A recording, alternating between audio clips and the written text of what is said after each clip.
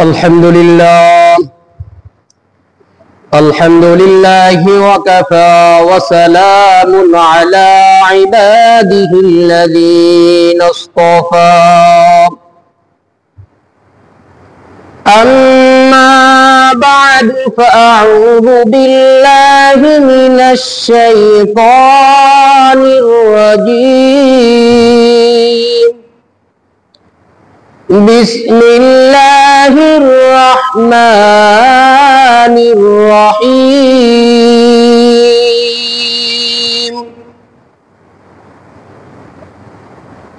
يا أيها الإنسان ما غرك بربك الكريم وقال النبي رسول الله صلى الله عليه وسلم حب الدنيا رأس كل خطيئة وقال الله تعالى في شأن حبيبه إن الله وملائكته يصلون على النبي يا أيها الذين آمنوا صلوا عليه وسلموا تسليما সকলে মুহাব্বতের সাথে দুরূদ শরীফ পাঠ করি আল্লাহুম্মা সাল্লি আলা মুহাম্মাদিন ওয়া আলা আলি মুহাম্মাদ কামা সাল্লাইতা আলা ইব্রাহিম ওয়া আলা আলি ইব্রাহিম ইন্নাকা হামিদুম মাজিদ اللهم بارك على محمد وعلى آل محمد كما باركت على إبراهيم وعلى آل إبراهيم إنك حميد مجيد সম্মানিত হাজিরিন মহান আল্লাহ সুবহানাহু ওয়া তাআলা দরবারে লাখো কোটি শুকরিয়া যে আল্লাহ তাআলা জাল্লা শানুহু আমাদেরকে মায়া করে ইহসান করে দুনিয়ার সকল গুনাহের কাজ থেকে বিরত রেখে আল্লাহ তাআলা জাল্লা শানুহুর ঘরে আগে আগে আসা এবং বসার মতন সুবর্ণ সুযোগ করে দিয়েছেন। এজন্য আল্লাহ সুবহানাহু ওয়া তাআলা দরবারে কালিমাতুশ শুকর আদায় করি। সকলেই আমরা অন্তরের অন্তরস্থল থেকে উচ্চ আওয়াজে বলি আলহামদুলিল্লাহ। সম্মানিত হাজিরিন, আল্লাহ তাআলার ঘরে সবাই আসতে পারে না। এটা রব্বে কারীমের ঘর। রব্বে কারীম যাকে মহব্বত করেন, যাকে ভালোবাসেন, তাকে আল্লাহর ঘরে আনবেন।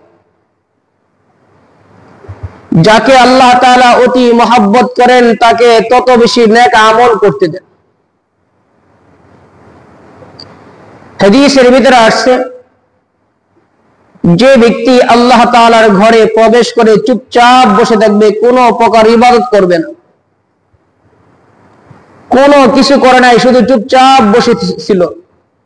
তো হাদিসের মধ্যে নবী করিম সাল্লাল্লাহু আলাইহি ওয়াসাল্লাম বলেন, আল্লাহ তাআলার ঘরে চুপচাপ যদি কেউ বসে থাকে তাও তার আমলনামায় নেকি লেখা হয়। সুবহানাল্লাহ। যতক্ষণ সময় বসে থাকবে তার আমলনামায় লেখা হবে এই বান্দা এত সময় ভিতরে নেক আমলের ভিতরে বান্দা ব্যস্ত ছিল, নেক আমলের ভিতরে বান্দা ছিল।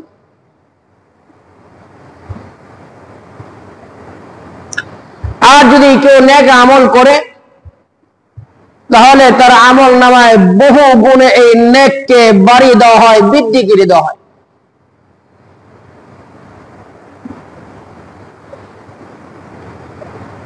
ইবনে আব্বাস রাদিয়াল্লাহু তাআলা আনহু, যাকে রাইসুল মুফাসসিরিন বলা হয়,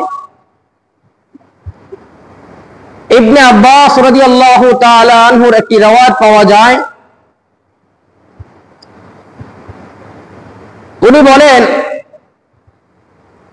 কোন ব্যক্তি ইমানদার আর কোন ব্যক্তি মুনাফিক এটা বুঝার মাধ্যম হইতেছে দেখতে হবে কার দিলের ভিতরে মসজিদের মহব্বত কত বেশি আছে। ও যার দিলের সাথে আল্লাহর ঘরের সাথে লেগে থাকবে, মহব্বত লেগে থাকবে, যার দিলের সাথে আল্লাহর ঘরের সাথে লেগে থাকবে, এই লোকটা কখনই মুনাফিক হতে পারে না। মুল্লা আলী কারি রহমতুল্লাহ আলাইহি বলেন, কেউ যদি 5 ওয়াক্ত নামাজ নিয়মিত আল্লাহ তাআলার ঘরে আদায় করতে পারে, এছাড়া দুনিয়ার মধ্যে আর কোনো কিছু সে পায় নাই, দুনিয়ার ধন সম্পদ, দুনিয়ার অন্যান্য সুখ শান্তি চিজ আসবাব কিছু সে পায় নাই। মুল্লা আলী কারি রহমতুল্লাহ আলাইহি বলেন, কিন্তু আল্লাহর বান্দা শুধু আল্লাহ তাআলার ঘরে যাওয়ার মতো সুবর্ণ সুযোগ পেয়েছেন। এটাই কিয়ামতের ময়দানে যখন দেখবে বান্দার আমল নামাগুলো, তো বান্দা চিৎকার দিয়ে বলবে, আল্লাহ দুনিয়ার মধ্যে আমাকে কিছু দিছো আর না দিছো এর জন্য কোনো আফসোস নাই, কিন্তু আমাকে যে তুমি তোমার ঘরে যাওয়ার তৌফিক দিয়েছো আল্লাহ, এটা ছাড়া আমার আর কিছু দরকার নাই। কেন? আশরাফ আলী থানভী রাহমাতুল্লাহ আলাইহি বলেন, দুনিয়ার যে বান্দার সাথে আল্লাহর ঘরের সাথে মহব্বত থাকবে, আল্লাহর ঘরের সাথে সম্পর্ক থাকবে, যাতায়াত থাকবে, হাসরের ময়দানে মসজিদগুলো তাকে যারা আবাদ করতো তাদেরকে খুঁজতে থাকবে, দুনিয়ার মধ্যে আমাকে ওই বান্দা আবাদ করেছিল, ওই বান্দার আজকে কোথায়, আজকে কোথায়। খুঁজতে খুঁজতে যদি দেখে ওই বান্দাটা জাহান্নামের মধ্যে আছে, আল্লাহর ঘর বাইতুল্লাহ মসজিদ, আল্লাহকে বলবে, আল্লাহ আমাকে দুনিয়ার মধ্যে অমুক বান্দা ওই বান্দাটা আবাদ করছে, আজকে তুমি জাহান্নামে দিয়েছো কেন? আল্লাহ বলবে, তার বদ আমলের পাল্লা ভারী হয়ে গেছে, এজন্য সে জাহান্নামে গেছে। মসজিদ আল্লাহর ঘর বলবে, আল্লাহ তার আমল নামায় নেকি আছে নাকি গুনাহ আছে এটা আমার দেখার প্রয়োজন নাই, কিন্তু তোমার বান্দা দুনিয়ার মধ্যে আমাকে আবাদ করছে, আল্লাহ তোমার বান্দাকে তুমি জাহান্নাম থেকে বাহির করে জান্নাত দাও, আর না হয় আমাকে মুছে দাও। আশরাফ আলী থানভী রাহমাতুল্লাহ আলাইহি বলেন, আল্লাহর নবীর হাদিস নকল করে বলেন, ওই দিন আল্লাহ তাআলা ওই বান্দাকে জাহান্নাম থেকে বাহির করে জান্নাত দিবেন, আর বলবেন, বান্দা তুমি কেন আজকে জান্নাতি, তুমি জানো নাকি? বান্দা বলবে, আল্লাহ আমার আমল নামাগুলো যখন আপনি হিসাব নিকাশ করেছেন, ওই সময় তো আমার আমলের পাল্লাটা, বদের পাল্লাটা ভারী ছিল, নেকের পাল্লাটা কম ছিল। আল্লাহ তাহলে আমি জাহান্নাম থেকে মুক্তি পাইলাম কিভাবে? রব্বে কারীম বান্দাকে ডেকে বলবেন, বান্দা দুনিয়ার মধ্যে তুই যে আমার মসজিদকে মহব্বত করতি, আমার মসজিদে যাতায়াত করতি, আজকে এই কারণে মসজিদের সুপারিশের কারণে তোকে আমি জাহান্নাম থেকে বাহির করে জান্নাত দিয়ে দিলাম। সুবহানাল্লাহ। তাহলে যারা আল্লাহর ঘরে আসতে পারে, এটা সবার ভাগ্যে জুটে না, সবার কপালে নসিব হয় না। যাদেরকে আল্লাহ মহব্বত করেন, যাদেরকে আল্লাহ ভালোবাসেন, যাদেরকে আল্লাহ তৌফিক দেন, তারাই দুনিয়ার মধ্যে মসজিদ আবাদ করতে পারে, মসজিদে আসতে পারে। আমার আপনার চাইতে কত মানুষ সুখে শান্তিতে আছে, আরামে আয়েশে আছে, হাজার ব্যস্ততার মধ্যে আমি আপনি আল্লাহর ঘরে ঠিক মতো আসি, কিন্তু কোথায় তারা তো আসতে পারে না। এটার কারণ হইতেছে রব্বে কারীম তাদেরকে এই নিয়ামত দেয় নাই, যেই নিয়ামত আমাকে আপনাকে দিয়েছে। হযরত সালমান ফারসি রাদিয়াল্লাহু তাআলা আনহুকে এক ব্যক্তি জিজ্ঞেস করলেন, সালমান তুমি সব থেকে বেশি আল্লাহর কাছে কি দোয়া করো, আর রব্বে কারীম কোন দোয়াটা তোমার কবুল করলে সবচেয়ে বেশি তুমি আনন্দ পাও? সালমান ফারসি রাদিয়াল্লাহু তাআলা আনহু বলেন, আমি যখন আল্লাহর কাছে দোয়া করি, আল্লাহ আপনি আমাকে নেক আমল করার তৌফিক দেন, আর যদি রব্বে কারীম ওই নিয়ামতটা আমাকে দান করেন, নেক আমল আমাকে দান করেন, এর চেয়ে বেশি আমি আর খুশি হই না। দুনিয়ার মধ্যে সবচেয়ে বেশি খুশি আমি তখনই হই যখন আল্লাহ তাআলা আমাকে কোনো নেক আমল করার জন্য কবুল করেন, তৌফিক দেয়,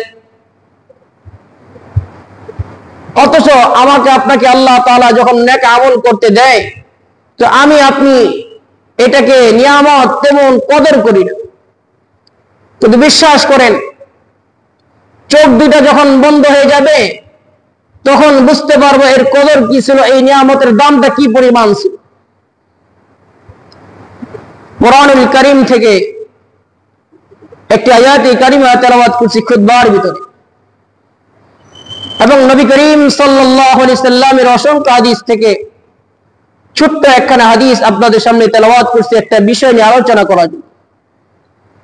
যেহেতু সামনে আমাদের কুরবানি আসতেছে, এই জন্য কুরবানি সম্পর্কে আমার আপনার প্রত্যেকের জানাটাই জরুরি। কুরবানি কাকে বলে? কুরবানি অর্থ হইতেছে ত্যাগ স্বীকার করা। এই ত্যাগ স্বীকার করা, এটা শুধু ছাগল দিয়ে, গরু দিয়ে, উট দিয়ে কুরবানি করা বিষয়টি আসলে এমন নয়।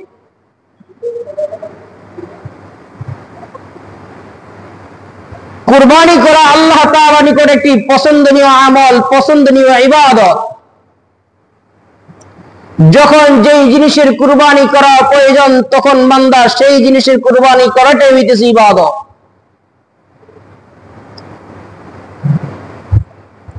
কুরবানি যেহেতু ত্যাগ স্বীকার করা, এই ত্যাগ স্বীকার করার নামই হইতেছে কুরবানি।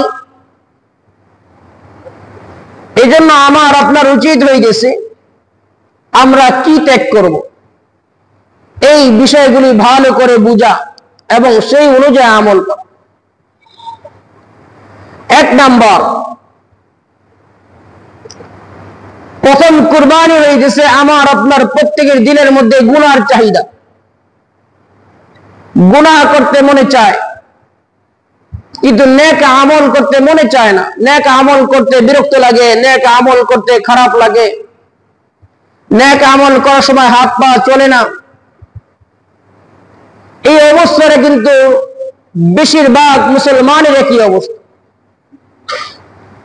হ্যাঁ, যাদের দিলটা নফসে মুতমাইন্না, যাদের কলবটা দামি কলব, পরিষ্কার পরিচ্ছন্ন কলব, তারা তো আল্লাহ তাআলার ইবাদতের মধ্যে মজা পেয়ে গেছে, তা তাদের ইবাদত ছাড়া ভালো লাগে না।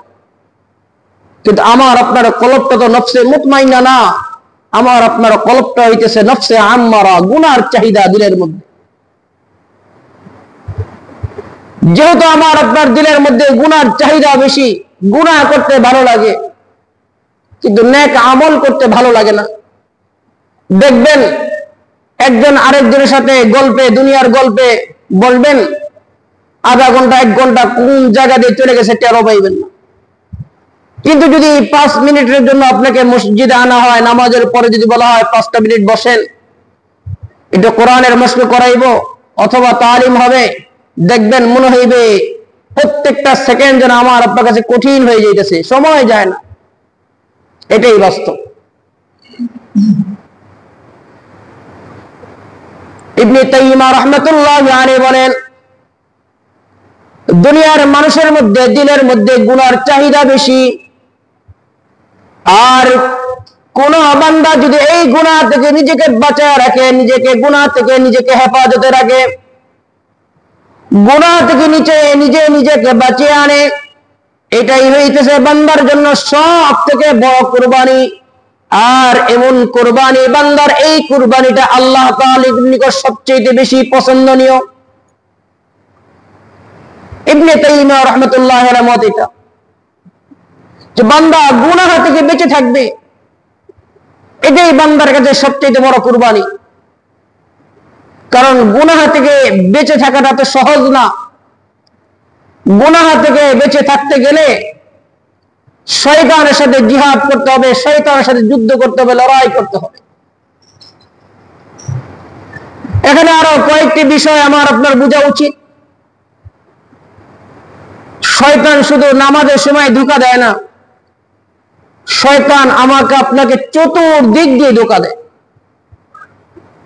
আমরা অনেকে মনে করি আজান হয়েছে, নামাজ পড়তে যাই নাই, মনে হয় এটাই শয়তানি ধোঁকা। হ্যাঁ, এটা তো শয়তানি ধোঁকাই, কিন্তু এছাড়া আমাকে আপনাকে 24 ঘন্টা আরো শয়তানি ধোঁকা দেয়। এক নাম্বার, মুহাদ্দিস দেহলভী রাহমাতুল্লাহি আলাইহি বলেন,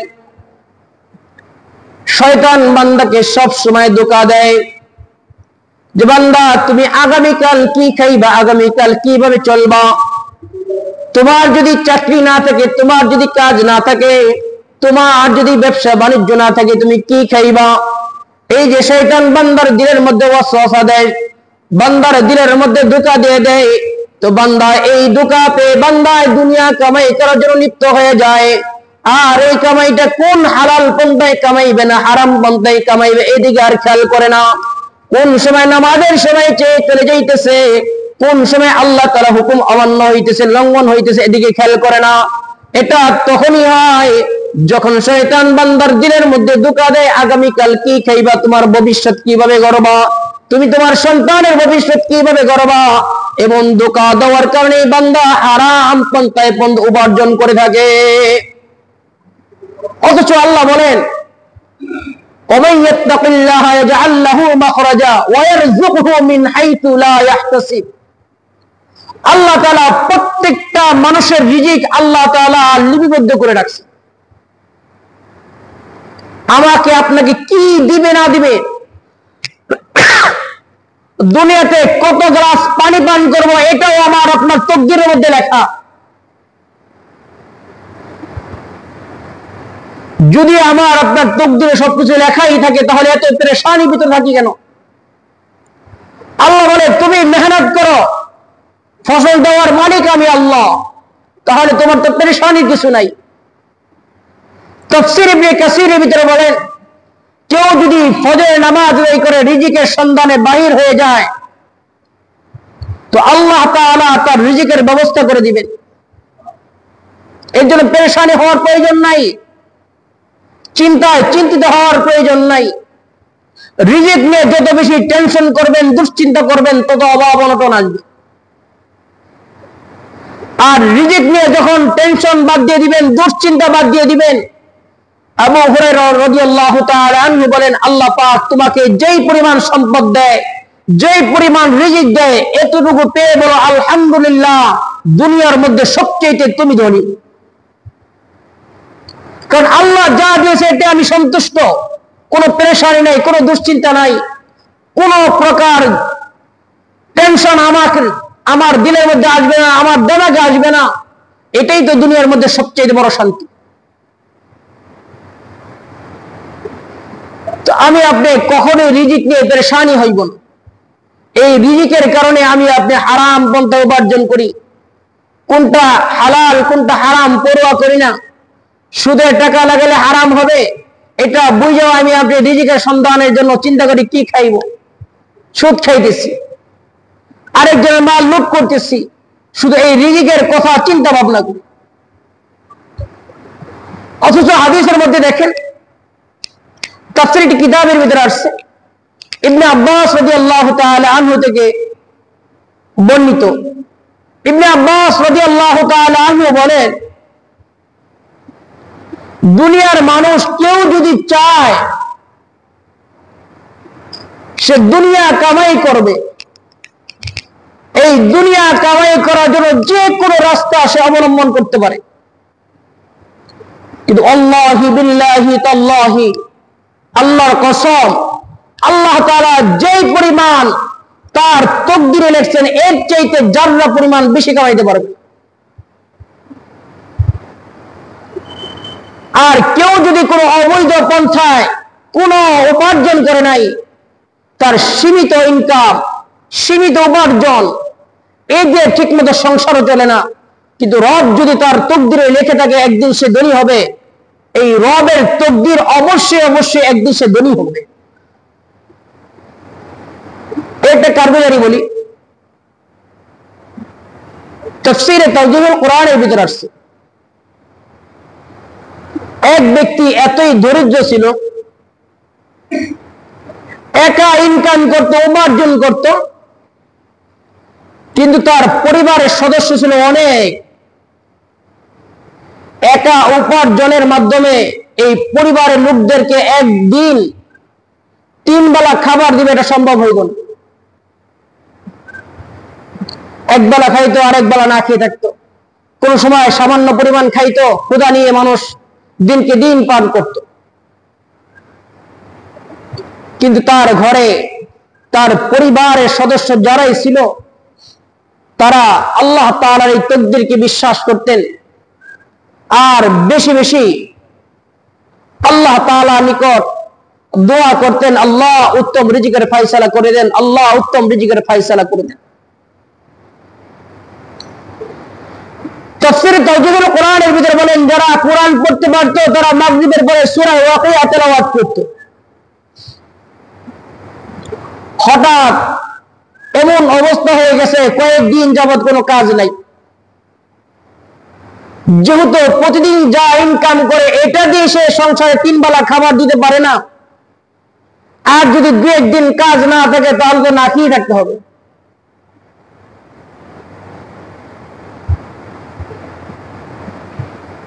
কয়েকদিন যাবত কাজ নাই, বাড়িতে কোনো খাবার নাই, অনাহারে লিপ্ত। ছোট ছোট বাচ্চারা কান্নাকাটি করে, বড়রা তো বুঝে খাবার নাই, কিন্তু ছোট বাচ্চারা তো এটা বুঝে না, খাবারের জন্য কান্না করতেছে।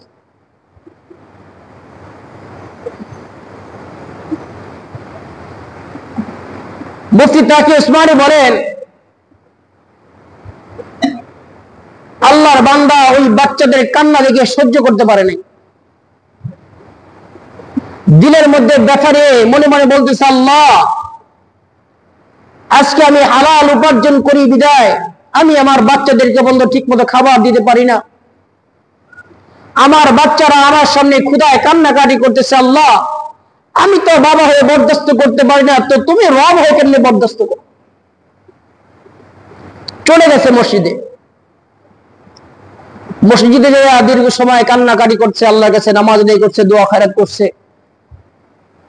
তো যখন বাড়িতে আসছে, আয়েশা দেখে বাড়িতে আসার পরে তার স্ত্রী তাকে খাবার দিচ্ছে, ছাগলের গোশত আর রুটি, জবের রুটি আর ছাগলের গোশত।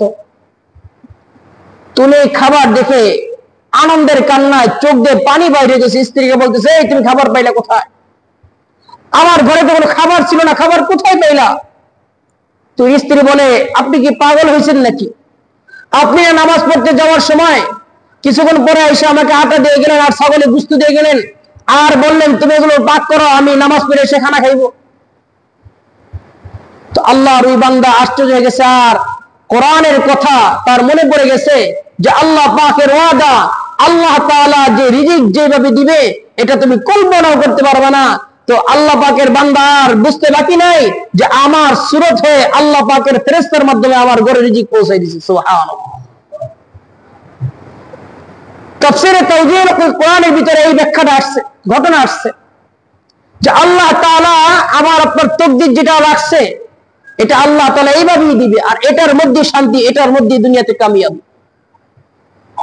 অথচ এই রিজিক নিয়ে আমি আপনি কত প্রকার অন্যায় করতেছি, মানুষের সাথে মিথ্যা বলতেছি, মানুষের সাথে প্রতারণা করতেছি, আপন ভাই ভাইয়ের সাথে প্রতারণা করতেছি। আল্লাহি বিল্লাহি তাল্লাহি, আপনি যতই হারাম উপার্জন করেন না কেন এর মধ্যে দুনিয়াতে সুখ নেই, আখিরাতে সুখ নেই। এটা আপনি বুঝলেও সত্য, না বুঝলেও সত্য, মানলেও সত্য, না মানলেও সত্য। এই জন্য দোস্ত হাবাব, সব সময় নিজের তকদিরকে বিশ্বাস করবেন যে আমার তকদিরে যা আছে এটাই হবে, আমি মেহনত করব, এটার মধ্যে আল্লাহ বরকত দিবেন। দেখবেন আপনার দিলের মধ্যে পেরেশানি একদম দূর হয়ে যাবে। দিলের মধ্যে যে শান্তি পাইবেন কোটিপতি এই শান্তি পাইবে না, যে শান্তি কোটিপতিরা পায় আপনি মনে করতেছেন, একটু জিজ্ঞেস করে দেখেন তারা কি পরিমাণ শান্তিতে আছে। দেখবেন জিজ্ঞেস করতে দেরি হবে, তার কষ্টের কথা বলতে আর দেরি হবে না। সালমান ইবনে আফফান রাদিয়াল্লাহু তাআলা আনহু নামে একজন সাহাবী ছিলেন। এই সাহাবী অনেক ধনী ব্যক্তি, অনেক ধনীর ছেলে। তো উনি তো আরাম আয়েশে থাকে, কষ্ট কি জিনিস বুঝে না। তো এক সফরে গেছে ব্যবসার উদ্দেশ্যে, সিরিয়ায় গেছে। আগে আরবরা বেশিরভাগ সিরিয়ায় ব্যবসা করত, তো সিরিয়া যখন সাওবান ইবনে আফফান রাদিয়াল্লাহু তাআলা ব্যবসা করার জন্য গেলেন, তো ওখানে এক যুবকের সাথে সাক্ষাৎ হইল, কথাবার্তা হইল। যুবক দিনমজুরি কাজ করে, যারা ব্যবসা করতে আসে এদের যে মাল সামানাগুলো থাকে এগুলো আনা নেওয়া করে, অর্থাৎ কুলি, যেটাকে আমাদের ভাষায় বুঝি আমরা। তো এই কুলির সাথে কথাবার্তা বলতেছে, কুলিও মুসলমান, সাওবান ইবনে আফফান তো মুসলমানি সাহাবী। তো কথা বলতে বলতে দেখে হঠাৎ যুবক ঘুমিয়ে গেছে। সাওবান ইবনে আফফান রাদিয়াল্লাহু তাআলা তাকে আর ডিস্টার্ব করলেন না। উনি দীর্ঘ সময় এভাবেই জাগনা ছিলেন। যখন ঘুম থেকে উঠে গেছে, তো সাওবান ইবনে আফফান রাদিয়াল্লাহু তাআলা বলেন, এই যুবক, তুমি না আমার সাথে কথা বলতেছিলে, ঘুমিয়ে গেলা কখন? যুবক বলে, আমি যে কখন ঘুমিয়ে গেছি এটা আমিও জানি না। সাওবান ইবনে আফফান রাদিয়াল্লাহু তাআলা আনহু বলেন, হ্যাঁ, তোমার কত সৌভাগ্য যে আমি ধনীর দুলাল হতে পারি, আমার বাবার ধন সম্পত্তি কোনো অভাব নেই, আমি আরাম আয়েশে থাকি, কিন্তু আল্লাহর কসম, তুমি যে মুহূর্তের মধ্যে ঘুমাই গেলে আমি এই মুহূর্তের মধ্যে ঘুমাইতে পারি না, কারণ এই ঘুম নিয়ামত আল্লাহ আমাকে দেয় নাই। আর গরিব ব্যক্তি সুইসের সাথে সাথে ঘুমাই গেছে। এখনো দেখবেন বাস্তব বহু ধনী ব্যক্তি আছে যে একদিন যদি ওষুধ না খায় সে ঘুমাইতে পারে না। আবার রিকশাওয়ালা, দিন মজুর, সারাদিন কাজ করে আসছে, সন্ধ্যাবেলা সুইসে আর ঘুমাই গেছে। এটার মধ্যে শান্তি, এটার মধ্যে সুখ। বুঝলে ভালো, আর না বুঝলে কিছু করার নাই, এটাই সত্য। দোস্ত আবার যে বিষয়ে কথা বলতে চেয়েছিলাম, কুরবানি সম্পর্কে। কুরবানি অর্থে হইতেছে ত্যাগ স্বীকার করা। আর এই ত্যাগ স্বীকার করবো আমরা কয়েকটি মাধ্যমে। একটি মাধ্যম হইতেছে মালের মাধ্যমে, যেই কথা বলতেছিলাম, এই মালের মাধ্যমে। আল্লাহ তাআলা আমাদের যাদেরকে মাল দিয়েছেন, যাদেরকে আল্লাহ সম্পদ দিয়েছেন, তো আল্লাহ তাআলা এই সম্পদ আমাকে আপনাকে পরীক্ষা করার জন্য দিয়েছেন। আমাকে আপনাকে পরীক্ষা করার জন্য দিয়েছেন যে বান্দাকে যখন আমি ধন দিলাম, সম্পদ দিলাম, বান্দা তখন আমাকে ভুলে গেছে কিনা। এটাকে পরীক্ষা করার জন্য আল্লাহ তাআলা আমাকে আপনাকে মাল সম্পদ দিয়েছেন। পরীক্ষা কিভাবে করবেন?